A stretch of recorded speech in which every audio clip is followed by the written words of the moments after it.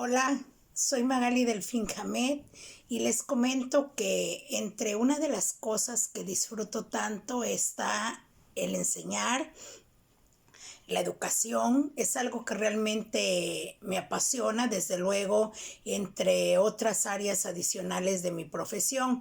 Y trabajando desde hace muchos años, cerca de 30 años, tengo trabajando en la docencia y en la investigación también, pero particularmente en la docencia me he percatado que un común denominador sigue siendo la conformación adecuada de los trabajos o actividades académicas de mis estudiantes. Y en ese sentido, pues quise hacer este breve video para platicar un poquito acerca de la diferencia entre citar y referenciar. El común denominador observado es ese. Muchas veces no saben cuál es la diferencia y muchas veces la confunden. En otras ocasiones simplemente no conocen ni un concepto ni el otro y omiten poner ambos en sus trabajos o actividades académicas. La citación. La citación es cuando nosotros dentro del contenido o desarrollo de un trabajo ponemos algunas frases de algún autor, mismas que debemos citar o darle crédito al mismo. De otra manera, estaríamos cometiendo una falta que académicamente se denomina plagio académico, el no darle crédito a un autor, y de alguna manera estaríamos dando por hecho que nos estamos adjudicando esa frase como autoría propia. Y no es lo correcto. Es necesario que cuando nosotros redactemos siempre establezcamos en el desarrollo de nuestro contenido algunas citas, pues para fundamentar más nuestro trabajo y de alguna forma como que ir haciendo un diálogo, un análisis, una discusión, por así llamarlo, con esos autores que citamos. Ahora, en cuanto a las referencias se anexan al final de los trabajos y las referencias no son más que las fuentes que consultamos.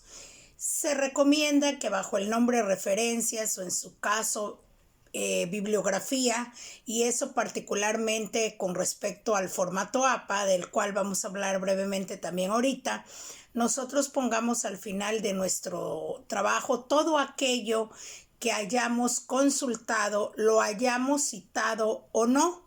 Obviamente de manera ordenada. En este caso el formato APA nos dice que de manera alfabética, y generalmente pues nos pide que primero pongamos lo que es el apellido del autor, el nombre del mismo, pero nada más la inicial de su primer nombre, el año, que pongamos el título del material y la fuente. ¿Sí? La fuente se refiere a de dónde obtuvo el material. En un momento dado pudiera ser también la editorial. Si de alguna manera ese material fue recuperado de la web, tendremos adicionalmente que plasmar la liga.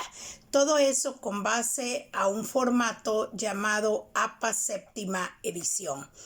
No quiere decir que ese es el único formato que existe. Sin embargo, a nivel académico, en la mayoría de las instituciones educativas, sobre todo a nivel universidad y a nivel también maestría, es uno de los formatos más usuales. ¿Sí? El formato APA, formato que no hay que tenerle miedo, simplemente tenerlo a la mano de referencia y de consulta. Es un manual de consulta.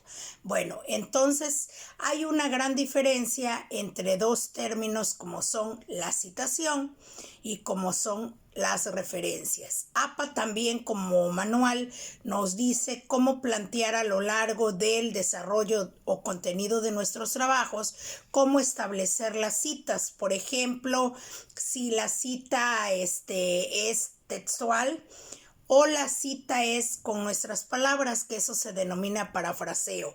En ambos casos tendremos que darle crédito al autor, como ese formato APA nos indica, que normalmente es el primer apellido del autor, el año e incluso también se pone la página. Pero ya toda la referencia completa se pone en la parte final, como les decía anteriormente, bajo el nombre referencias o bajo el nombre bibliografía.